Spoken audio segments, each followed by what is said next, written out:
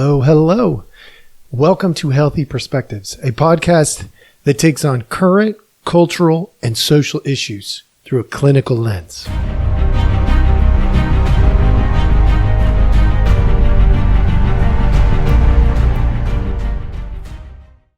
All right. Hello, hello, everybody. Thank you. Welcome back. For those of you who have followed us, for those of you who are new, we've got a special guest today, somebody we haven't worked with yet, but I'm really excited. His name's Daniel. Did I say that right? Yep. Okay, cool. Cool. Daniel reached out to me and he's got some really interesting product stuff coming out and that they've been working on. They've been putting out into the world, but it definitely overlaps with the clinical world. And so I thought this was a good opportunity for us to explore something that is a lot more on the leading edge of maybe where clinical stuff can go in 5, 10, 15 years. We don't know where this is going to go yet. And so we're going to get to all of that. So hang tight. We're going to learn a lot about virtual reality today. And in that world, with Daniel, he's done a bunch of things. He's done some product management that's specific to VR. As a project manager, that means he's probably been part of, we're going to find out more today, but developing, working with teams, getting this product to be a functional tool for potentially some of you that are listening right now out there in podcast land. He is not new to the profession. He's been doing this for years. He's gonna be our in-house expert today on everything VR. So thank you so much, Daniel, for joining us. Give us a tiny bit about your background. Help us understand who you are. Sure. Hi, everyone. So it's a pleasure to be here. It's a pleasure to be invited. So I'm Danny, and I have a background of about 6 years working with different projects in the VR. I started from the education part. So in the university where I was studying, I was helping other students educate using these wonderful machines, which we call headsets. Well, I've got a couple of here today. I'll show you. So yeah, I started from the education, did something for the university, and next I realized that I need to help with the mental health and the mental health education and the psychoeducation in terms of the VR. So yep, thanks for the intro. So I'm the chief product officer, the head of the product in SciTech. So I'm also the co-founder, the team which founded this wonderful stuff, where we help people. And I've got the first question, Jeremy. So do you know that this headset, not actually this, but in general, the VR headset was invented at the same time when Dr. Aaron Beck coined cognitive behavioral therapy. Can you imagine that? It was What? mid-60s. What? It's Okay. true. So then it's maybe you can answer this for me. If that's the case, then why are we just now putting this into the category of being a potential tool? Yeah, that's a great question. Thank you. So the thing is that nowadays all the technologies are in the right place where we have a very affordable VR, because this, I call it US national hero. It's about 250 US dollars now right now. So we've got a very affordable and high quality headset. We've got cloud solutions, which was before very not affordable, but nowadays we've got Amazon, Azure, so all these clouds are very affordable. Next, we've got the network, which speed is right now pretty good. And the most important, we've got engine. The engine which we use to develop all these environments. Unreal Engine, the Unity, these engines nowadays can help you bring the realistic graphics to these devices. Nice. So what I'm hearing then is we're dealing with a reduction of cost. Yeah.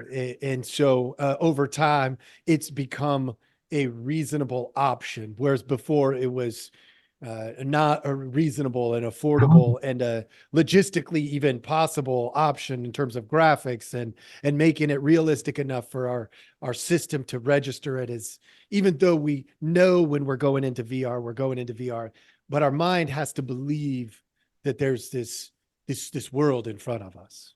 And now all Absolutely. of that's just possible. Sure, sure. I Okay. mean, 100% agree. So another thing that everyone should know, like 5, 6, 10 years ago, to work with a VR and have a pretty realistic graphics, you have to buy a very expensive VR bundle, which consists of the headset, which was about like a couple $1,000s, and it was a headset dependent from the computer. So with this bundle, you also would need to buy a computer, the PC, the powerful PC, which people buy for the gaming or for the mining in the crypto, right? So this bundle would cost you a couple of $1,000s. And you see that nowadays the Meta Quest is only 250. The price dropped 10 times, and finally it became affordable. Yeah, yeah. Okay. I mean, I have some ideas as to why I might want to try this at some point in my practice. Because as you know, we in our a brief interaction, I'm actually a trained mental health professional. I potentially, like, I've done neurofeedback. I've done a lot of things with technology. And technology is awesome to me. I think if we could use it to do good, we should use it to do good, because other people are going to find a way to use it to do terrible things. So, if we can find a way to make a tool useful and healthy, let's do it. So I can think of a lot of reasons why I might want to give something like this a try at some point in my journey. But what is the driving force that you're seeing behind moving this in the mental health field? Great question. So let's get back to cognitive behavioral therapy. So one of the I would say this methods, it's like imaginal exposure in cognitive behavioral therapy, where the therapist has to expose a patient into certain imagery, right? So imaginal script. Let's say there is a person with the phobia of heights. So the therapist will work with some relaxation techniques, and next, after a few things during the protocol, the therapist will send the patient to the imaginal exposure, where the patient will be giving some scripts like, hey, imagine you're standing at the edge of the skyscraper, looking over the city and stuff. But we're the people. Sometimes we're lazy, sometimes we have a lack of imagination. So for us, sometimes it's so hard to imagine something which we especially are scared of. The virtual reality is a wonderful technology, which when you take a headset, it's using your seeing, hearing, and your feeling of the surroundings because you have a 3D.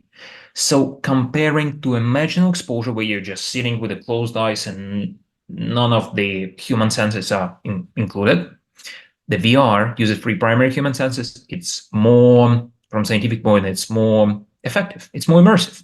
So with the VR, it's proven, it's scientifically proven that the virtual reality can be used for the VR exposure.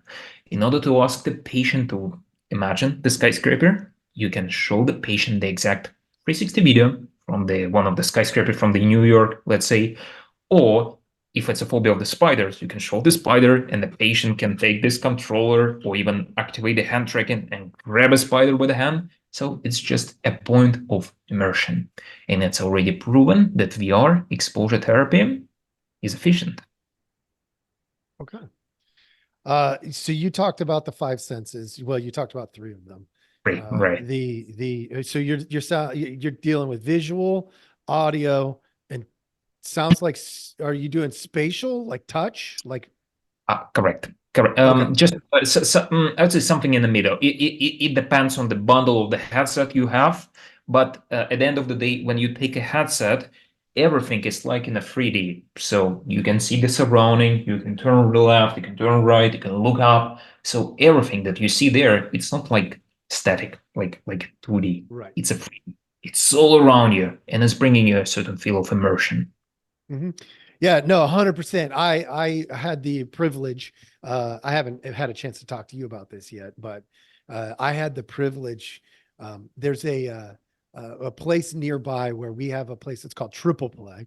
It's a Okay. game, like it's got bowling, it's got a water park, it's got all these things. It's a pretty interesting little place.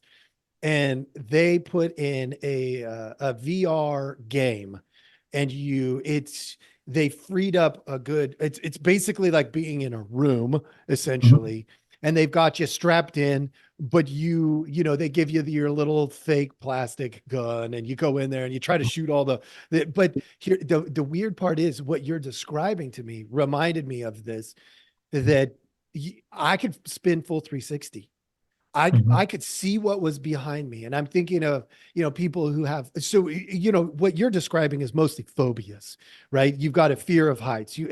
But this, I think that's cool. That's good. And as far as exposure therapy goes, it's a very useful tool. People are afraid of a lot of things. And so I love it for that. But I'm thinking from my stance, I'm thinking, how do we make it go deeper? I'm all for things that go into tough places, but phobias, we've been working with phobias for decades. We can get most people through a phobia in a Mhm. traditional method, maybe not Yeah. as efficiently. And I like the efficiency. Efficiency is good, but I'm thinking about these other things, these maybe uh, if we're maybe we could teach people how to be in better relationships, right? Right. Yeah. I mean, but that it exposes the visual cortex, the audio, and the touch, potentially. Like, some people don't understand what appropriate, healthy physical contact is. Somebody Mhm. comes up and puts their hand on a shoulder and they Mhm. freak out, right?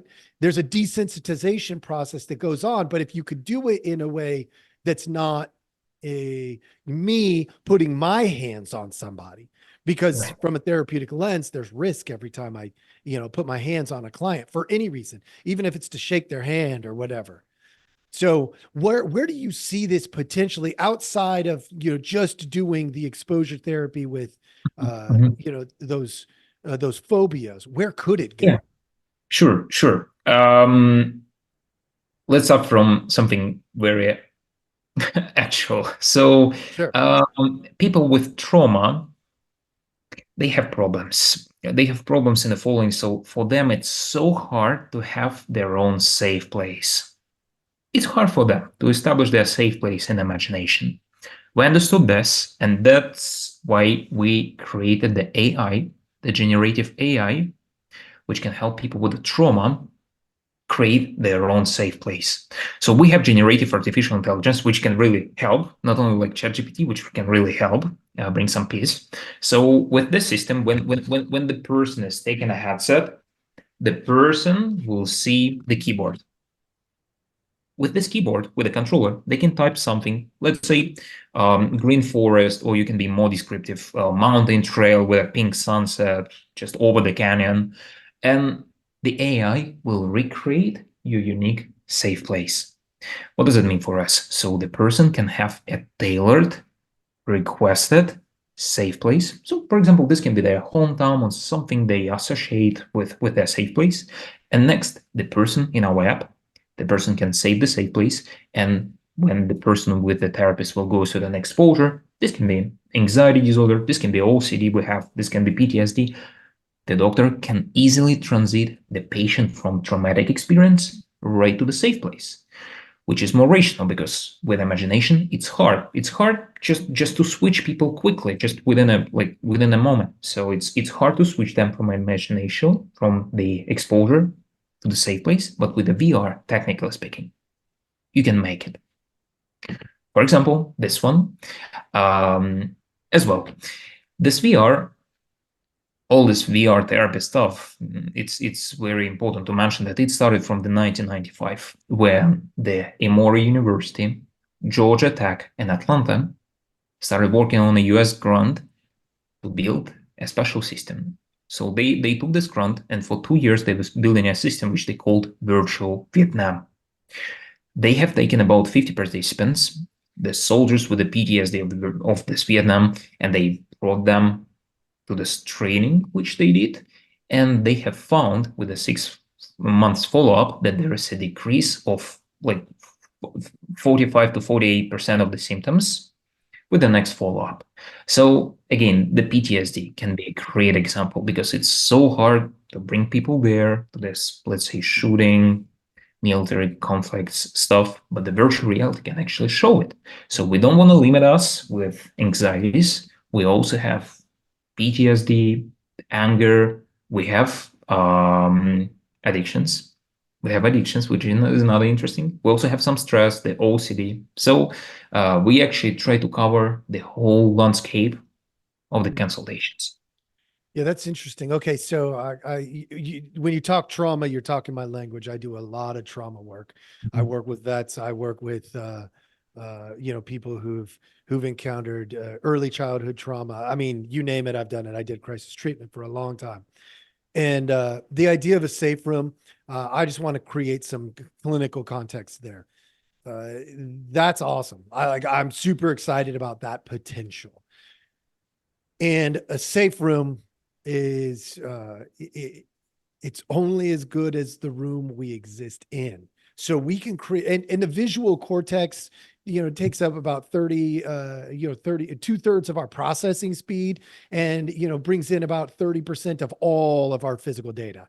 Mhm. So we have five senses, but we are by design predominantly sight driven. So I think this is a good, interesting avenue to go down. But the Mhm. safe room, so I just out of curiosity, so you talked about grounding, essentially being able to flip from the trauma experience, visually seeing potentially the trauma experience, to visually being back in your safe room. Uh, I mean, I'm just going to bring this up because, from a clinical lens, I got to be honest on all angles. The concern I have there, like, first of all, I think it's potentially really good because we do grounding work, but the risk is you could create these weird mental breaks where Mhm. their reality gets distorted, almost like it could reinforce the trauma if we're not careful. So there's still going to be a lot of training that has to be done for therapists to use the tool.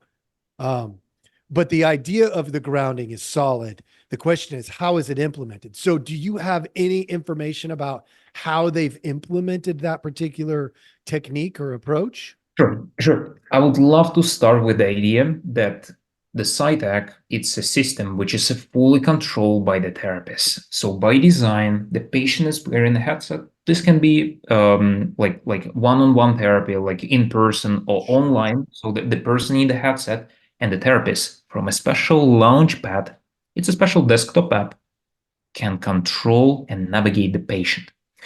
Imagine, so the patient is taking a headset. The therapist clicking the first button and sending the patient to the ocean just to do a breathing exercise to teach how to do a breathing. Next, the therapist clicking the second button, and the patient is going to the exposure. Oh, we can talk to a trauma. We've got some violence. For example, we've got some bullying in the university environment, so we can bring the person there. And next, the system is fully controlled. So the therapist can control when to click or not to click the safe place button.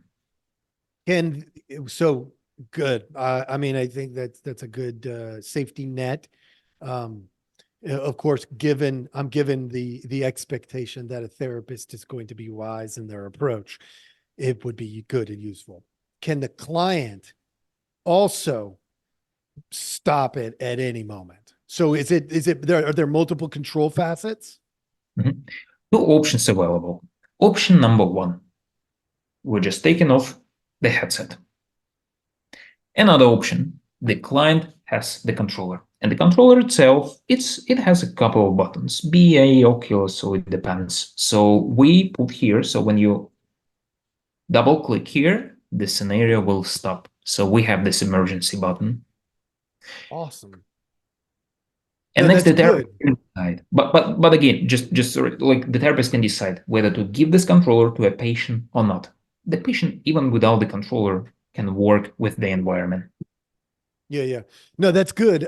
That's interesting because, doing trauma work. Now, I could see that being super useful in a lot of things, but in trauma work, Mhm. from a therapeutic lens, my perspective, this is just based on my experience. I would never take a client into a trauma environment and not have that controller in their hand, because Mhm. the point behind trauma is it's a complete loss of control Mhm. over their own system, and in the if they maintain control and they experience the trauma, but they can call a timeout at any time, Mhm. then we don't risk re-traumatizing, because the process of healing from trauma is to strategically re-traumatize without a loss of control.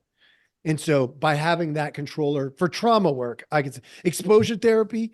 I mean, I have no problem from my vantage point, no problem with a therapist Mhm. taking full control. And if the client needed to, they could just flip the mask. But for a client, having that in their hand as the reminder, I could see that being super useful. All right, good. So you're taking safety seriously. I love that. Yeah, That's we've got this. that's What if important. I tell you that these controllers can not only help you just, like call the pause, exit, or just move, but also it's working with the EMDR. I totally buy that. It's all the EMDR is a visual cortex Right. methodology. Yeah. I should mention that with Dr. Udi Oren, he's a chairman of the Israel Institute of the EMDR, we created the EMDR in the VR module, which has a bilateral stimulation. How it Nice. works. We have a certain protocol. We're sending the person to the safe place, the first. Next, we're bringing the person to the trauma experience, which will go for like 30 to 60 seconds, depending on the controls of the therapist. And next, when the patient is sitting in the headset, the doctor can call the desensation. What happens? The ball is going to different sides, but that's not only all. So next, the sound from each dynamic of this headset is also coming. When the ball hits right, the sound coming from the right. But next, the person is having the controllers in the hand, and controllers also vibrate. So every time we're even having the vibration. So this is like working like an EMDR set, but Mhm. in the virtual reality. And the therapist from the control panel can change the speed of the ball, the timing of the set, the sound of the metronome or any other sound which is happening there. So this magic sticks controllers can be also used for desensation. Mhm. That's awesome. Okay. Then I got a question because, like I told you, I did some neurofeedback stuff in my past. Mhm. Does the software you're creating have the ability to also dim lighting and increase the lighting of the visual? So like Yeah. if they were in the forest and they were going through this and we were doing the bilateral stimulation, and we had the sound going and the sight going, can it also dim and lighten the environment? Yes, it can. It's a fully LED displays, 4K. Each eye will have a 4K, so it can bring you different types of levels of brightness, uh, light. So whatever you think of, yes, it can be done with the virtual reality. That's interesting because the whole idea behind, I don't know if you're familiar with neurofeedback, but neurofeedback is operant conditioning. Mhm. Biologically, we respond. Now, it doesn't solve everything by any means, but Mhm. biologically, we have a natural tendency to respond as we encounter something in our visual or audio systems.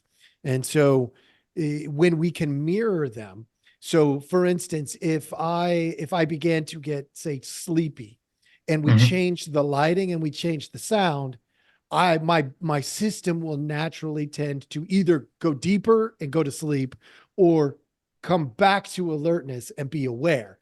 And so I could see a potential overlap with some of the neurofeedback stuff that we we encounter out there, not just EMDR, which neurofeedback is more front edge than EMDR, but EMDR is, like it's developing, pretty good right now too. So, okay, cool. What else do you want to tell us about this particular Oh, I've VR got stuff? I've got some. So we know that questionnaires are still quite popular. So I mean, this certain form of subjective score, right? The problem, we still love questionnaires. We've got only a question, right? So, like, how we can give a questionnaire to a person which we think has some mental health problems. Okay, we've been thinking of this question, and we realized that we need to bring some bias sensors. When you take a headset, you have a soft mask here, which will be closely connected to your face. So I wear it like this, and the mask covers these muscles. What I can say is that with one manufacturer, we have taken this mask and we implemented bias sensors. Muscle contraction sensors, and the what was in my mind?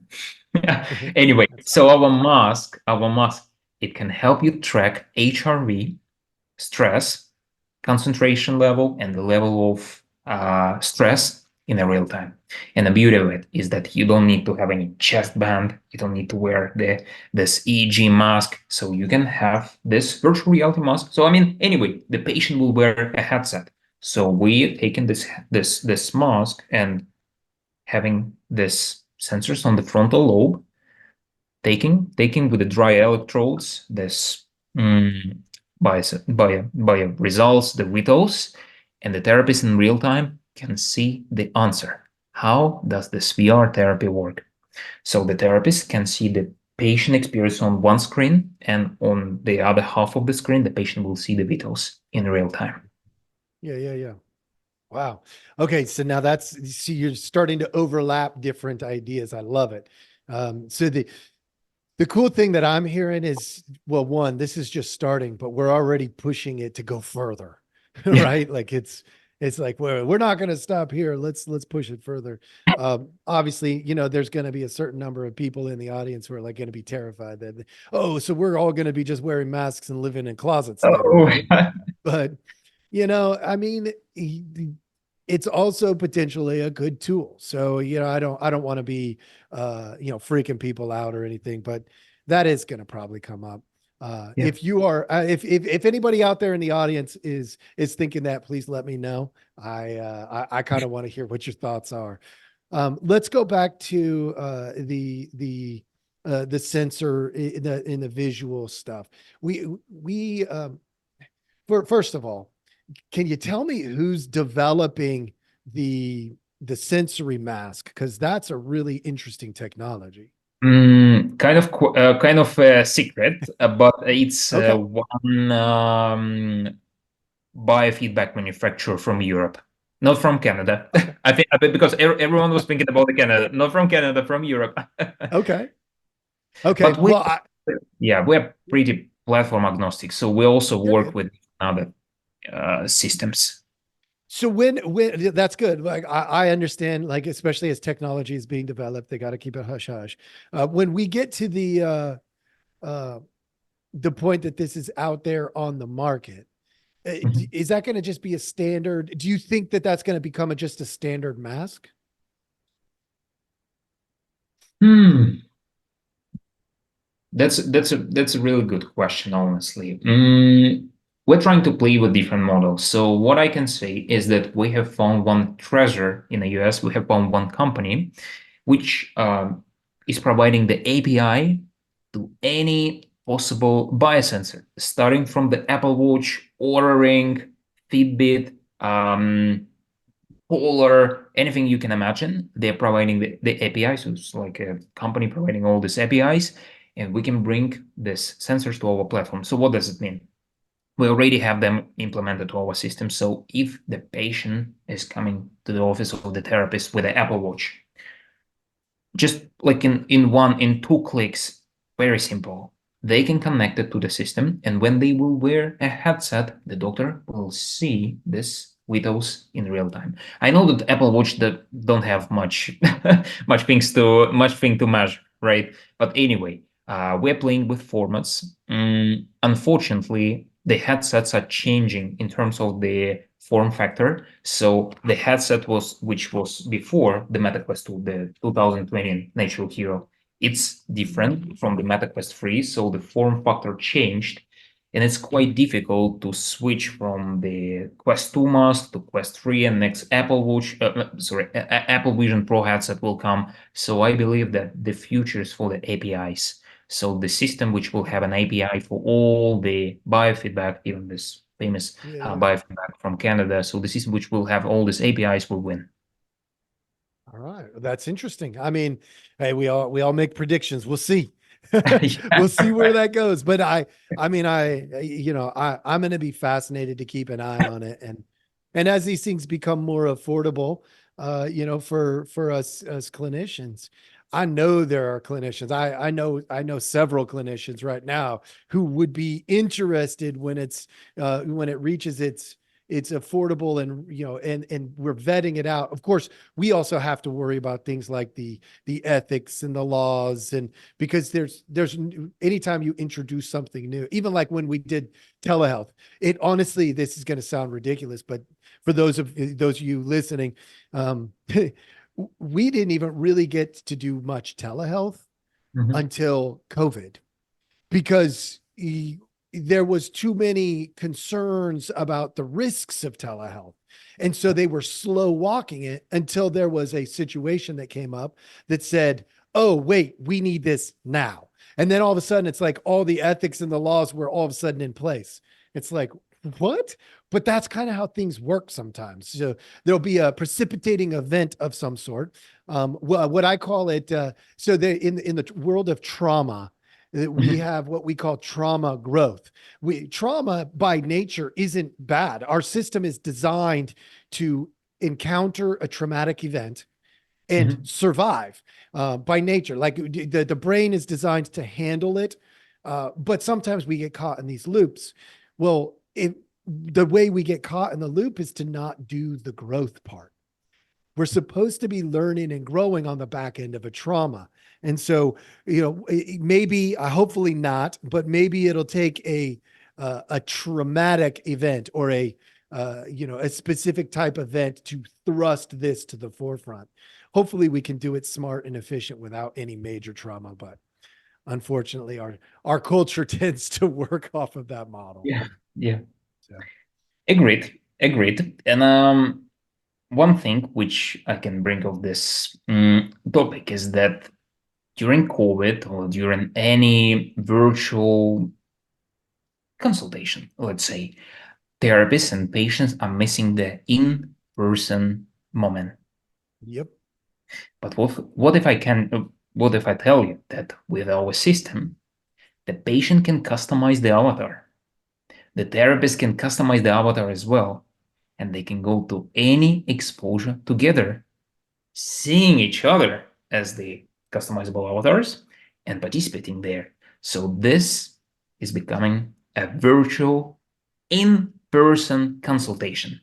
And as the feedback of our clients and advisors, they say that this was the point missing during the COVID, because okay, we had each other as a telehealth. A best scenario, we can see each other in a Zoom. The worst scenario, we can just talk on a phone, right? So it's like a quick help or even the chat.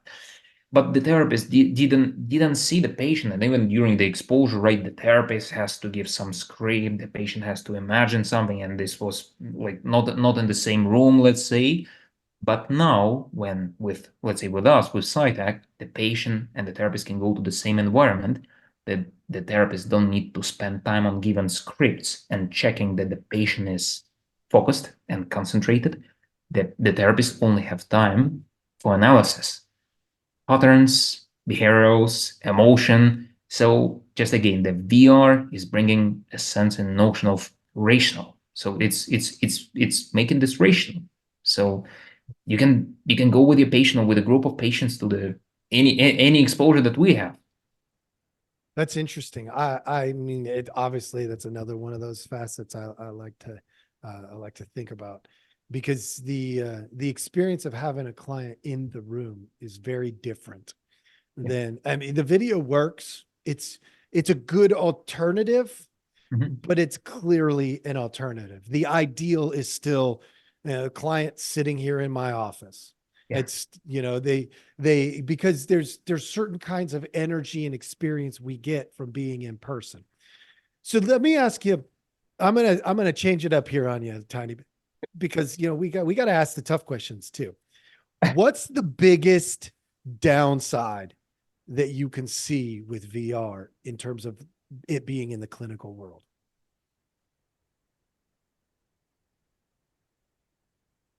Interesting.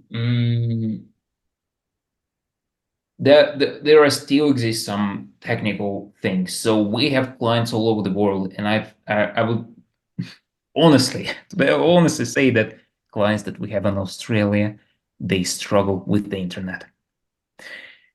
Everything that we talk about, this exposures, mindfulness stuff, right? When you take a headset, you need to download it. The problem with it is that you're downloading the asset from the cloud. So for unfortunately for our friends from Australia, it's hard. That's And interesting. yeah, no, go Okay. on. Yeah, So please go on. then, I'm actually thinking, I'm not doing this to be a pessimist. I'm doing this because if we're going to look at something, we got to look at it. We can't pretend it's better or worse than it is. It's what it is. And I'm thinking, I don't know why this didn't cross my mind until now, but what if I'm sitting with a client on Yeah, VR and the power goes out at either my place or their place? I right. just disappear. Yeah, yep.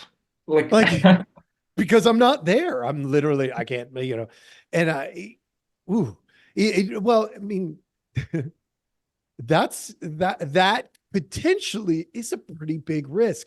Of course, it exists on computers too. I mean, if the power went out right here, I lose you, you're gone. Like this meeting is over. We are, production done, right? yeah, But at the same time, we aren't necessarily dealing with the heart of your trauma, or somebody who's yeah, suicidal or homicidal, right? correct. We're dealing with a product, which is, I mean, like, that's a big deal. But if I'm taking one or the other, I mean, I know which one outweighs the other. And so there's got to be, hmm, I'm thinking, like, what's the safety mechanism that backs that up? I don't know if there is one. No, actually, okay, in the headset we have a battery. So if the power will turn off, so we'll only lose the Wi-Fi. So you can take your phone and connect it to the hotspot. Yes, it takes some time. Again, all the this devices, they have this limitation. Of course. Unfortunately, Yeah. even Yeah. imagine us nowadays if we don't have a internet for about like half a day. We like, what happened? Right. No, we watched that. What, maybe a couple of years ago? It was something like Facebook went down for like 8 hours or something, and everybody was like, Yeah. "Oh my gosh, Facebook is down. The end of the world." It was.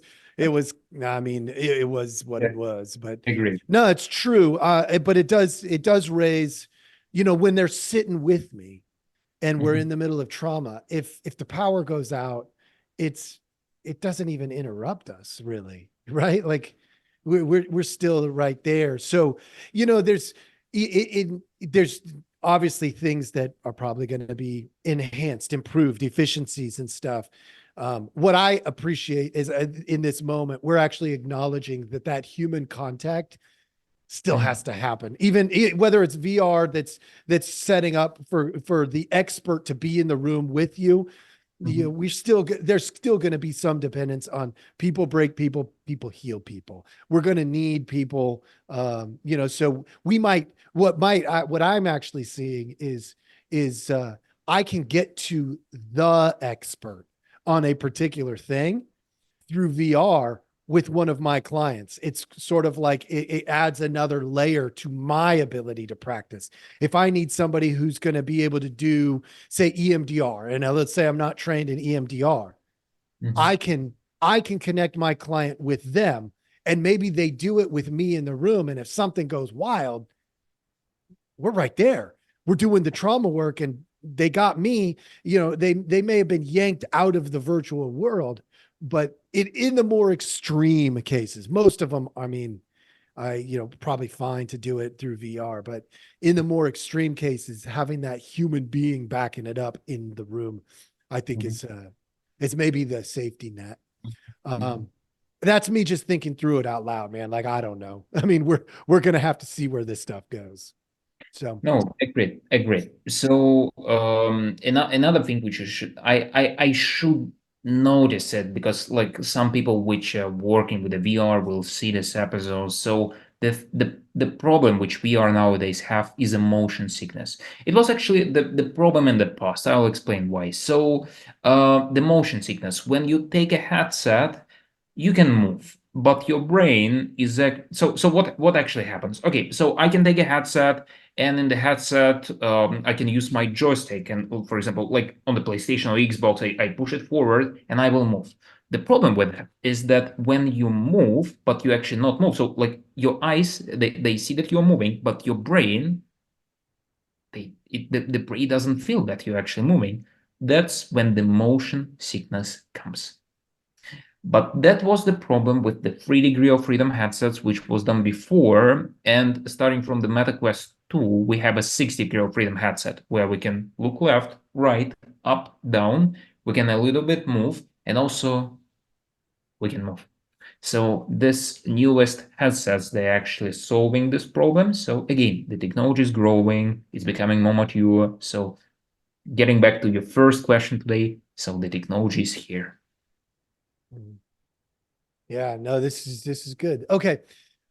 So before we get into, like, I want to get everybody the details of where to go and all that stuff, but before we do that, this is you're hanging out with us today. So tell me, I heard your journey from the university moving Right. forward, but tell us a little bit about who you are. Like, when you were a kid, where'd you grow up?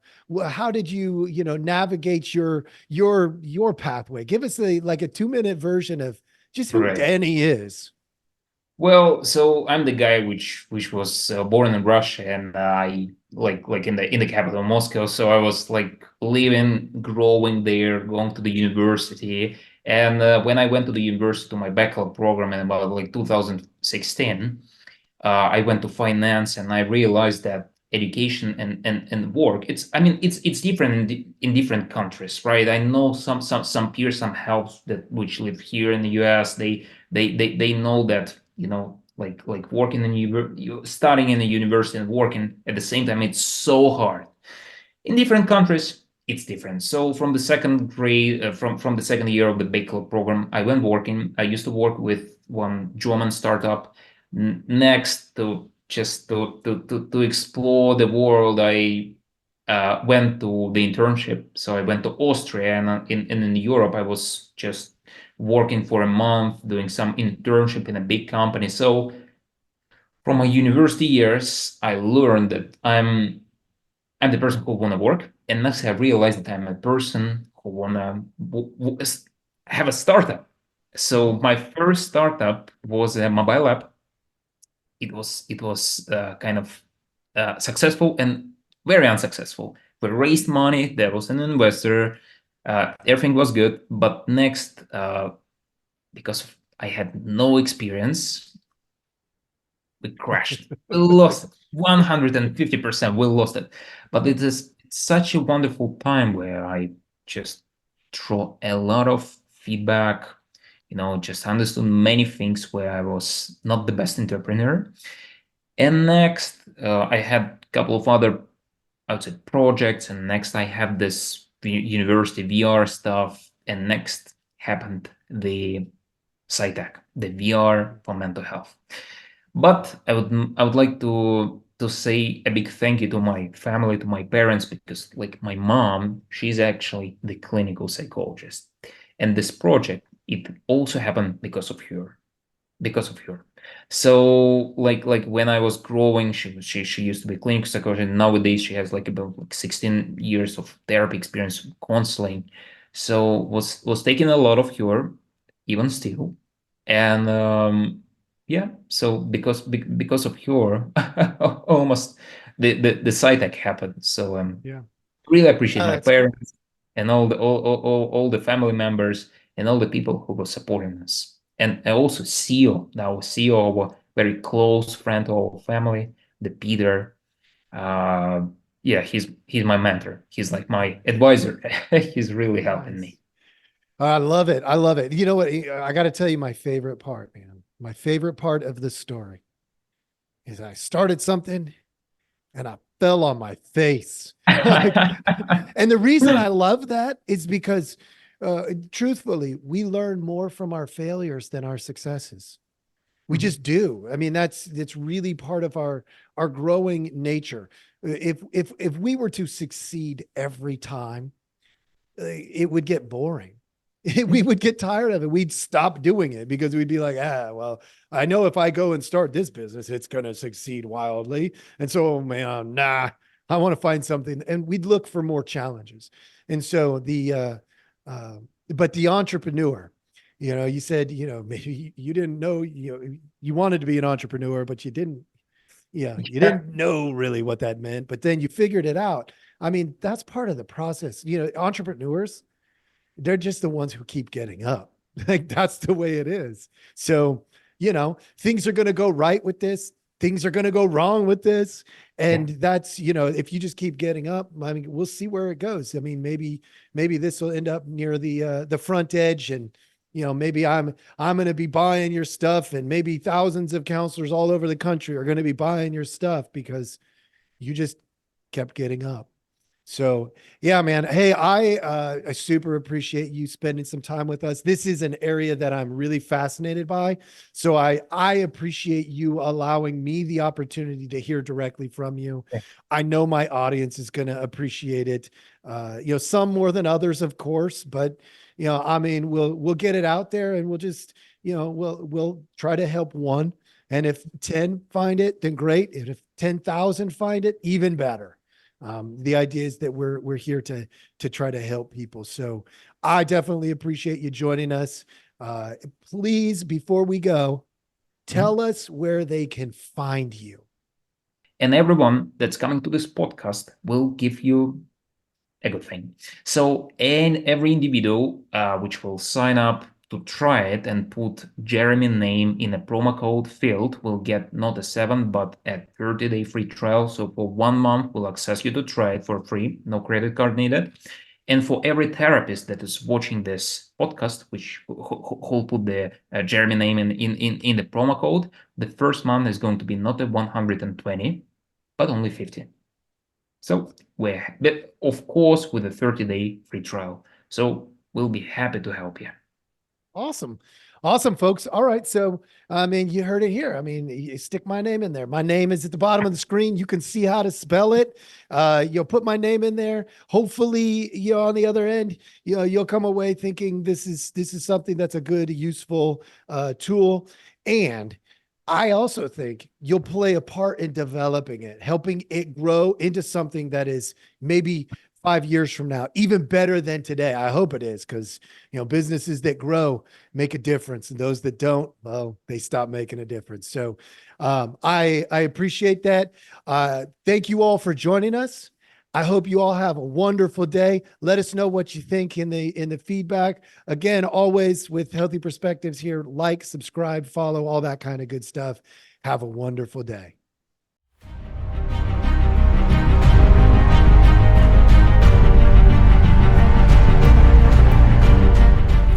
Hey, everybody. Thanks for listening.